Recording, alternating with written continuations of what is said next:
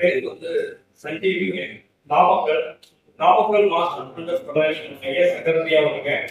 Tamil Nadu master builders joint செக்ரட்டரியாகவும் இருக்கேன்.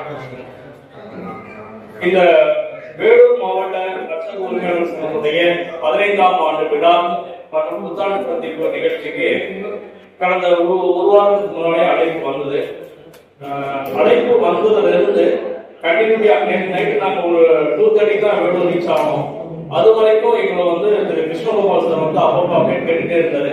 எப்போ கிளம்புறீங்க, எத்தனை கிளம்புறீங்க, எங்க வந்துட்டு இருக்கீங்க அப்படின்ட்டு. அவருடைய அழைப்பு மற்றும் தலைவர், செயலாளர், பொருளாளர் மற்றும் நிர்வாகிகள் இந்த கூட்ட அரங்குக்கு சிறப்பாக ஏற்பாடு செய்த அனைவருக்கும் என்னுடைய மனமார்ந்த நன்றியை தெரிவிக்கிறேன். ரொம்ப சந்தோஷமா இருக்கு. இந்த ஞாயிற்றுக்கிழமை அன்னைக்கு இங்க இத்தனை பேர், அதுவும் நம்ம அச்சகத்துக்கு அப்படின்னா திங்கட்கிழமையில இருந்து சனிக்கிழமை வரைக்கும் எவ்வளவு கார்டன்ஸ் இருக்கும் அப்படிங்கிறது நமக்கு நல்லாவே தெரியும். எவ்வளவு கமிட்மெண்ட்ஸ் அதெல்லாம் முடிச்சு ஒரு சண்டே அப்படிங்கிறது எவ்வளவு இம்பார்ட்டன்ட் அப்படிங்கிறது இருக்கிற எல்லாருக்கும் தெரியும். இப்ப எல்லாருமே ஏதோ ஒரு கமிட்மெண்ட்டை வந்து ஒதுக்கி வச்சுதான் இங்க கலந்துருப்பீங்க.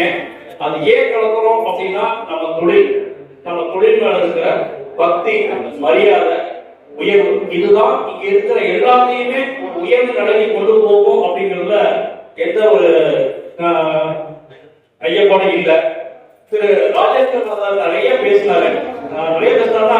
நிறைய விஷயங்களை சொன்னாரு. உண்மையாலுமே அவருடைய ஒரு ஷார்ட் பிலிமை பார்த்து நானும் வந்து ரொம்ப விரும்பியிருக்கேன்.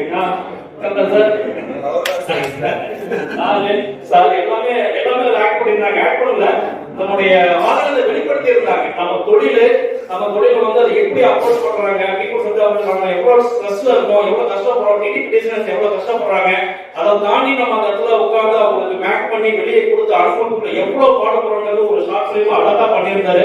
அது தமிழ்நாடுக்குள்ள எல்லா இடத்துக்குமே போச்சு, நல்லா ரீச் ஆச்சு. உண்மையிலுமே அதுக்கு வந்து நேர்ல வந்து ஒரு பாராட்டணும் அப்படிங்கிறதுக்கு இந்த இடத்துல நான் பயன்படுத்துகிறேன். ரொம்ப அருமை சார், ரொம்ப நன்றி.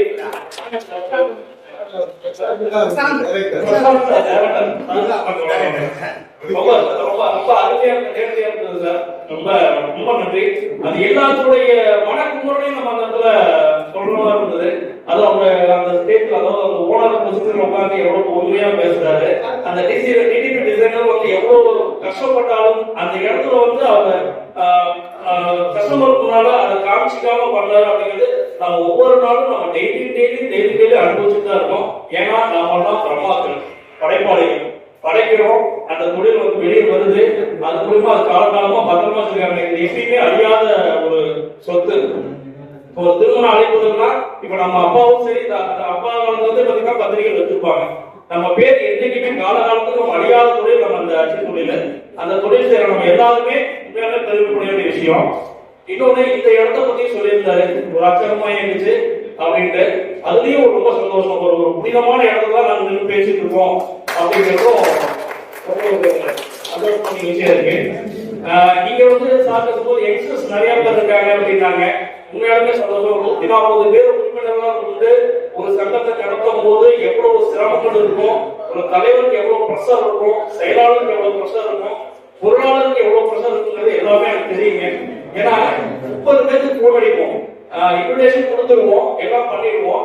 ஆனா அந்த ஃபங்க்ஷனுக்கு முன்னத்து நாள் மறுபடியும் 30 பேருக்கு போன் பண்ணுவோம். அந்த 30 பேர்ல ஒரு 15 பேர் 2 மாசம் சொல்லுவாங்க, நீங்க போகும்போது எனக்கு போன் பண்ணுங்க, நீங்க போகும்போது எனக்கு போன் பண்ணுங்க அப்படிம்பாங்க. அப்படியே இருந்தாலும் வீட்டுக்கு தான் போனோம், வேற வழி இல்லை. இருந்தாலும் மறுபடியும் ஒரு குரூப்ல மீட்டிங் ஆரம்பிக்குது அப்படிங்கிறோம். ஏன் இதெல்லாம் நம்ம பண்றோம் அப்படின்னாங்க, இப்ப டெக்னாலஜி வந்து மொழிகள் வந்து சொன்னாரு, ஏஐ சொன்னாரு, நம்ம டிடிபி டிசைனர்ஸ் சொன்னாங்க, ஸ்கிரீன் பிரிண்டிங் சொன்னாங்க. இது எல்லாருடைய அறிவுகள் கிடைக்கிற ஒரே பெட்டர் நம்ம சங்கம் மட்டும்தாங்க. சங்கத்துல இருந்து மட்டும்தான் கிடைக்கக்கூடிய, வேற எங்க இருந்துமே கிடைக்காதுங்க. இப்ப யூடியூப்ல சாப்பிடுற நிறைய இருக்குங்க. அவங்க பிரிண்டிங் ஓடுறதை கட்டுவாங்க, பண்றதை கட்டுவாங்க, எல்லாமே செய்யும். ஒரே இடம் சங்கம் மட்டும்தான். இந்த சங்கத்துல அதே மாதிரி மீட்டிங் வந்து சாப்பிடுற 30 பேர் 60 பேர் வந்து உட்கார்ந்தா தயவு செய்து கேள்விகள் கேளுங்க. கேள்விகள் கேட்டால் மட்டும்தான் பதில் கிடைக்கும். ஏன்னா எல்லாமே தெரிஞ்சு நமக்கு உட்காரல. நம்ம தலைவராக எப்படி அப்படின்னா ஒரு செயலாளர் எனக்கு நிறைய விஷயம் தெரியாதுங்க. உங்ககிட்ட கேள்விகள் கேட்கும் போது அதை நான் பிடிச்சிருவேன்.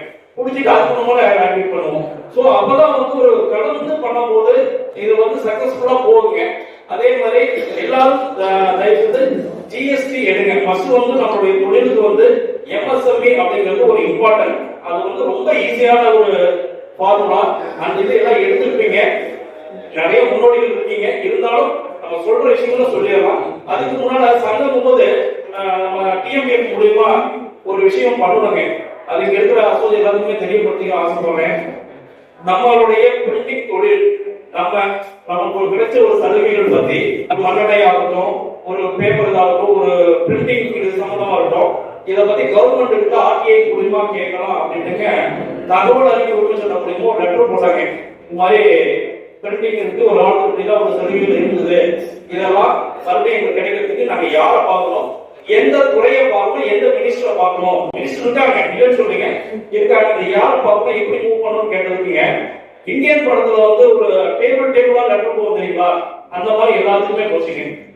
எங்களுக்கு இந்த துறை இல்லைங்க, நீங்க இந்த துறையை கனெக்ட் பண்ணுங்க அப்படின்னு அவங்களும் அந்த லெட்டரை கனெக்ட் பண்ணாங்க, நம்மளும் அனுப்பிச்சோம். இது மாதிரி 5 துறைகளுக்கு கீழே போயிட்டுங்க. 5வது துறையில இங்க எங்கிட்ட பதில் இல்ல பண்ணிக்கணும்னு சொல்லி வந்துச்சுங்க.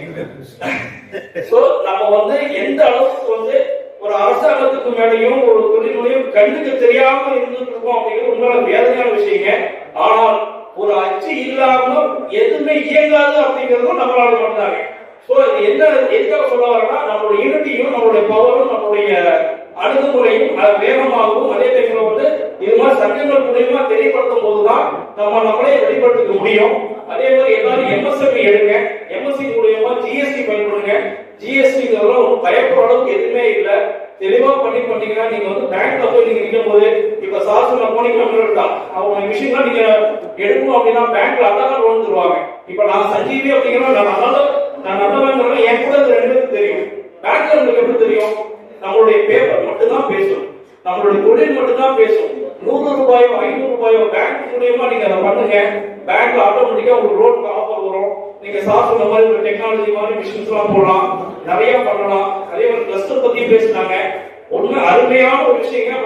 பூர்வாங்க பணிகள் நிறைய பண்ணிட்டாங்க, நிலமே வாங்கிட்டாங்க, நிலமெல்லாம் வாங்கியிருக்காங்க. அதை நீங்க அப்ரோச் பண்ணீங்க அப்படின்னா நல்லா இருக்கும். சமீபத்துல ஆட்கள் சொன்னாங்க, அந்த நாமக்கல் பக்கத்துல துறையை கூட சாங்ஷன் பண்ணிருக்காங்க. 30 கோடி ரூபாய்க்கு சாங்ஷன் பண்ணி அதனுடைய ஒர்க்லாம் போயிட்டு A to Z எல்லாமே பண்ற மாதிரி சாதாரண பிரிண்டிங் தொழில் மட்டும் இல்லாம பாக்ஸ் அந்த மாதிரி எதுவா இருந்தாலும் செய்யலாம்னு இருக்காங்க. பட் இங்க இருக்கிற கூட்டத்தை பார்க்கும்போது உண்மையான சந்தோஷமா இருக்கு. வேலூர் இரும்பு கோட்டை மாதிரி இந்த சங்கமும் கோட்டையாக இருந்து அனைத்து இருந்து வெற்றி பெறணும் அப்படிங்கறத வேண்டியெல்லாம் இறைவனை வேண்டியது. அனைவருக்கும் புத்தாண்டு பொருளாதார நன்றி வணக்கம்.